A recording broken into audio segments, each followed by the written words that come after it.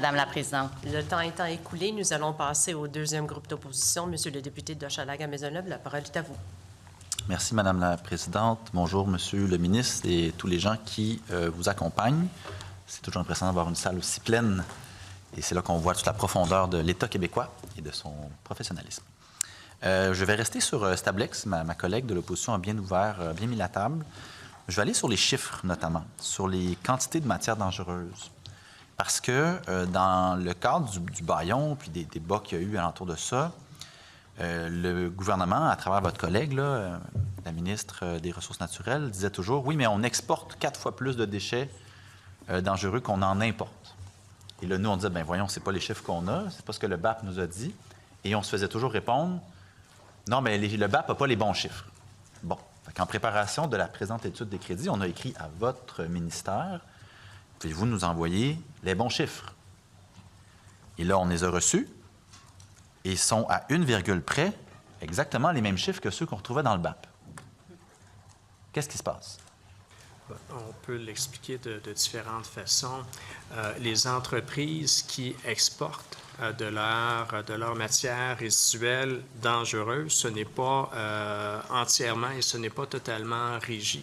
Ce qui fait qu'il y a des exportations dont on n'a pas les volumes précisément. Donc, lorsque l'on dit environ 4 fois plus, c'est effectivement des évaluations approximatives qui sont faites avec des certitudes, par contre, ce qui représente des déclarations obligatoires. Donc, on sait qu'on en exporte beaucoup plus qu'on en importe. On estime que ça peut être à hauteur de 4 fois plus, mais il y a des approximations derrière ça, parce qu'il n'y a pas d'obligation de la part de chacun des exportateurs de matières dangereuses de déclarer ce qu'elles exportent. Mais dans ce que l'on sait, on sait que c'est à l'avantage du Québec, qui est un site spécialisé comme Stablex. On sait qu'on en exporte davantage que l'on en importe. Et au niveau des importations, ça, c'est une question là, qui est importante et intéressante à aborder. C'est pas parce qu'on en importe que c'est uniquement pour enfouissement ou pour traitement ultime. Dans certains cas, on va importer de cette matière dangereuse-là pour la valoriser en partie. Merci. Et pour s'assurer que Monsieur le député d'Hochelaga, continuez avec votre prochaine question. Merci. Merci. Les chiffres sont têtus quand même, Monsieur le ministre. Puis je disais une virgule différente. C'est que dans le BAP, on parlait de 302 000 tonnes. Puis là, ici, on parle de 303 000 tonnes, sans dire que c'est le même chiffre.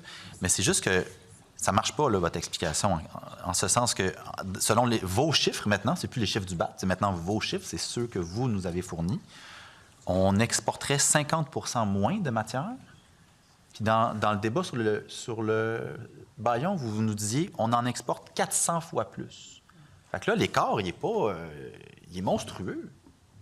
Fait que là, vous nous dites, nous, on vous fournit des chiffres maintenant. Le ministère nous fournit des chiffres officiels, c'est vos chiffres. Mais c'est toujours pas des bons chiffres, même si c'est rendu vos chiffres. En fait, il ne faudrait pas que le collègue prenne l'habitude de me faire dire ce que je n'ai pas dit. Lorsqu'il est question d'importation et d'exportation de matières dangereuses, il faut faire des distinctions, notamment entre ce qui est dédié à l'enfouissement et ce qui est dédié à une valorisation potentielle. Dans la matière que l'on importe, il y a beaucoup de cette matière-là qui est dédiée à la valorisation avant de parler d'enfouissement. Donc, c'est une matière qui évite, dans certains cas, de recourir à l'extraction, si on y va au niveau des ressources naturelles. Dans certains cas, avec la valorisation, ça nous évite d'extraire encore plus de minéraux parce qu'on est en mesure de valoriser les minéraux qui sont contenus dans la matière qui est importée. Mais dans certains cas, c'est dédié uniquement à l'enfouissement et c'est là où on est gagnant au niveau québécois. C'est qu'on exporte davantage que l'on importe, mais il ne faut pas faire dire aux chiffres ce qu'ils ne disent pas. Et dans tous les cas, dans le dossier Stablex, mais dans cette question-là... Question de proportionnalité, merci, Bien Monsieur sûr, le député. mais encore une fois, là, vous avez dit les chiffres du BAP sont pas bons, mais vous nous soumettez exactement les mêmes chiffres.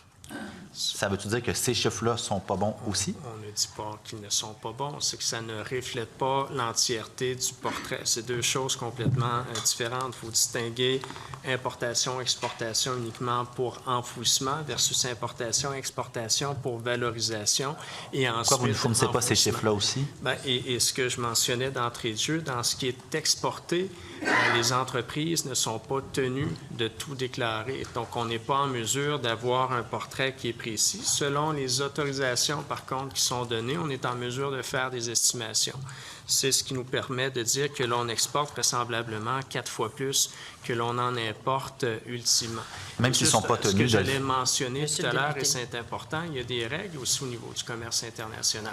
À partir du moment où on dit on n'importe plus, nos contreparties pourraient nous dire, ben, si c'est comme ça, on ne vous permet pas d'exporter, et c'est là où on serait largement pénalisé là, au niveau du Québec. Vous dites qu'ils ne sont pas tenus de nous fournir les informations, mais vous avez des bonnes relations avec les entreprises. Pourquoi vous ne faites pas juste leur demander? Probablement que s'il y a une bonne relation, ils vont vous les donner, ces chiffres-là. En plus, la liste des entreprises, on l'a ici, là, vous l'avez fourni, là, qui exporte puis qui importe. Tout est écrit à la page 2 ici. Là. Il suffit de faire un petit appel, un petit courriel. C'est le Il n'y en a pas 50, là. Il y en a à peu près une dizaine dans chacune des deux catégories. Si le collègue souhaite avoir des chiffres plus précis sur ce qui est exporté, là, on a un tableau importé, plutôt on a un tableau là, très précis qui pourrait être transmis au secrétariat de la commission, qui pourrait être partagé. Encore une fois, ce que ça nous démontre, c'est qu'on serait pénalisé si les frontières étaient fermées. Actuellement, c'est un commerce qui est, quand je dis à notre avantage, c'est qu'il sert bien le Québec. Et il ne faut pas perdre de vue la spécialisation de ces entreprises-là aussi. Comme ministre de l'Environnement, j'aime mieux avoir peu de sites ultra spécialisés qu'avoir une multitude de sites qui seraient plus difficiles à contrôler et qui n'offriraient pas les mêmes garanties. Donc, ça, c'est la vision québécoise, mais c'est la vision de nos voisins aussi. Monsieur le Donc, ministre, je lorsqu'on souhaite... exporte, Monsieur on le exporte ministre, vers des sites qui peuvent je être souhaite juste très confirmer votre spécialisés aussi. intention de déposer votre document d'ici Oui, la fin de la avec, séance. Oui, bien sûr. Sans problème. Mais là, Merci, c'est quand même Monsieur un le peu, député. c'est un peu étonnant parce que vous dites qu'on a un autre tableau qui n'est pas le même que celui que vous nous avez fourni En pour fait, l'étude des crédits. Là, je ne sais pas à quel tableau le collègue fait référence spécifiquement. Moi, ce que je propose de déposer à la commission, c'est un tableau sur les dernières années au niveau des importations. Ben, ça aurait été plaisant de l'avoir pour l'étude des Ben, crédits. ça dépend de la question qui est posée à travers Ben, la l'étude quantité des crédits. déchets industriels dangereux Peut-être- importés au Québec puis la quantité des déchets industriels dangereux exportés au Québec. Là, moi, je parle d'importation. Oui. Le collègue parle d'exportation. Les deux questions ont été Je posées. ne dis pas que le tableau que je suis disposé à déposer ne l'a pas été à travers l'étude de crédit. Je ne sais juste pas à quel tableau le collègue fait référence. Parfait. On verra le tableau, puis on y reviendra peut-être cet après-midi si ça nous chante. Restons sur Stablex toujours. Et en fait, restons sur Stablex, mais sur le thème plus large. Vous nous dites qu'on n'a pas les détails entreprise par entreprise. On est obligé de faire pas des spéculations, mais des espèces de règles de 3, j'imagine, là, sur une estimation de combien ça représente. Mais ce n'est pas là l'argument suprême que vous nous livrez, que vous n'avez pas cette information-là pour faire un BAP sur les matières dangereuses au Québec. En fait, ce que je mentionne, on sait très bien ce que Stablex traite. Ça, ce sont des données que nous avons. Ce que nous n'avons pas dans le détail, parce que les entreprises ne sont pas tenues, selon la réglementation, de tout dévoiler, c'est au niveau de leurs exportations. Donc, c'est deux choses différentes, mais ce qui est traité chez Stablex, on a le fin détail de tout le tonnage qui y est acheminé. Il y a des informations qui ne peuvent être rendues publiques, par contre, parce qu'on peut penser à du secret industriel derrière ça, mais le ministère de l'Environnement, lui, sait parfaitement quel est le tonnage qui est dirigé vers Stablex. Et encore là, Stablex va recevoir, va traiter, va valoriser, va enfouir de façon ultime une portion, mais pas la totalité de ce qu'elle reçoit là, sur le site. Donc, ce n'est pas qu'un site d'enfouissement, c'est un site aussi de stabilisation, ultimement de valorisation et d'enfouissement lorsque c'est le dernier recours possible. Je comprends que vous avez des informations plus pointues sur Stablex, mais comme je vous disais, il y a une dizaine d'entreprises ici dans la liste que vous nous avez fournie. Moi, ce que j'essaie de comprendre, c'est ça vous intéresse pas de savoir les autres entreprises, qu'est-ce qu'ils produisent aussi, qu'est-ce qu'ils importent, qu'est-ce qu'ils exportent? plus Ce précisément? qu'elles exportent. Et qu'elles importent aussi? Ce qu'elles importent, on a un portrait de ce qui est importé. Ce que je mentionne depuis le début, c'est que on ne sait pas forcément toutes les quantités qui sont exportées. Bien, ça ne vous intéresse pas de le savoir? Ce qui est exporté, c'est-à-dire notre réglementation nous permet d'avoir l'information qui est requise pour les fins de respect de nos obligations. Mais ultimement, il y a des services entre entreprises qui sont de part et d'autre de la frontière, qui ne sont pas tous régis dans le détail par la réglementation québécoise. Là, ce qui est exporté, à partir du moment où ce n'est plus sur le territoire du Québec, on s'entend que ce n'est pas la responsabilité dans le fin détail du ministère de l'Environnement. On va s'assurer que le transport se fait de façon... Merci. Voilà. Monsieur Dans le le temps député. qui me reste pour le premier bloc, Monsieur le ministre, je veux vous souligner, vous êtes certainement au courant que face à votre refus de procéder à un BAP sur les matières dangereuses, tel qui a été recommandé par le BAP sur Stablex, la communauté métropolitaine de Montréal, la CMM, elle décide de faire à peu près le même exercice, mais sur sa propre base. Il y a un communiqué qui est sorti il y a quelques semaines qui dit « Le gouvernement du Québec a choisi de ne pas donner suite à la recommandation du BAP. La CMM a mandaté sa commission de l'environnement et de la transition écologique afin qu'elle étudie la question.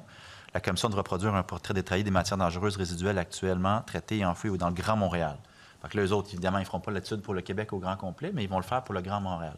La question est la suivante. C'est pas un peu gênant de voir qu'une instance comme la CMM, qui n'a pas les mêmes moyens qu'un ministère de l'Environnement du Québec, fait un peu votre job? En fait, ce que je trouve gênant, tout respect, c'est de me prêter des intentions. Un collègue a mentionné notre refus de... J'ai mentionné à la collègue il y a quelques instants, il n'y a pas de refus. On évalue actuellement ce qui est nécessaire d'obtenir comme nouvelle information, comme nouvelle façon de faire. Donc, un BAP générique sur la question spécifique de la matière dangereuse n'est pas exclu, mais il faut voir ce que l'on a comme outil actuellement et il faut voir ce que ça nous apporterait de plus ultimement. Donc, il n'y a pas de refus. On y va avec une séquence logique et le collègue va me permettre de répondre là, par rapport à nos exportations. Actuellement, les entreprises du secteur industriel sont tenues de dévoiler ce qui est exporté.